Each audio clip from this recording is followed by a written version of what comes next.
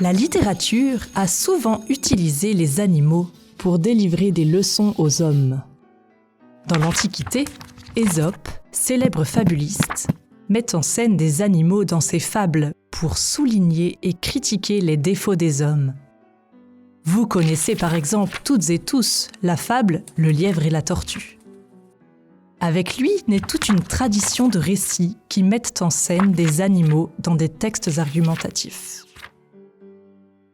Parmi ces textes, les plus célèbres sont bien sûr les fables de La Fontaine, écrites pour le dauphin.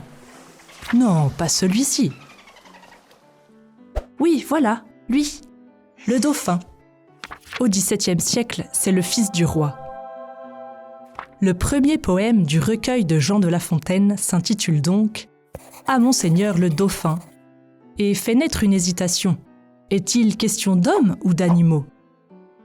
Grâce à cette astuce, La Fontaine évite la censure, l'interdiction de publier.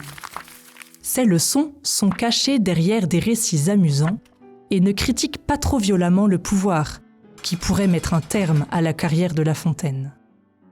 Au Moyen-Âge, cette astuce narrative est très largement utilisée. Au XIIe siècle, Marie de France écrit le premier Isopet français, un texte tiré du nom d'Ésope. Elle adapte les fables de l'Antiquité à l'univers médiéval et délivre ainsi des leçons qui s'appliquent au monde dans lequel elle vit. Au XIVe siècle, le roman de Fauvel met en scène un âne nommé Fauvel, qui devient roi. Derrière le nom, il faut en fait lire un acronyme. Chaque lettre est l'initiale d'un vice. Flatterie, avarice, vilenie. Variété, c'est-à-dire l'inconstance ou l'incapacité à être fidèle aux personnes et aux idées.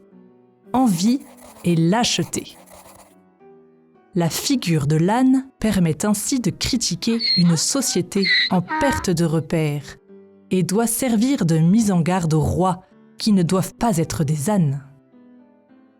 Entre-temps, la littérature comique utilise les animaux pour critiquer les hommes tout en faisant rire les lecteurs. C'est le principe du roman de renard, mais également des fabliaux, des fables comiques souvent vulgaires. Enfin, le Moyen-Âge développe un genre particulier, le bestiaire. Il s'agit d'un dictionnaire des animaux dans lequel une signification morale est associée à chaque espèce. Ainsi, dans le bestiaire des oiseaux, duc de Fouillois, le corbeau signifie entre autres le pêcheur qui est vêtu comme du noir plumage des péchés. Cette technique qui consiste à associer des animaux et des hommes est encore utilisée chez les auteurs contemporains, à des fins politiques.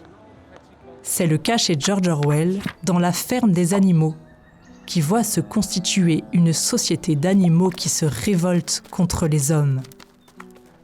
Le procédé est donc très largement utilisé, puisqu'après tout, nous ne sommes que des animaux.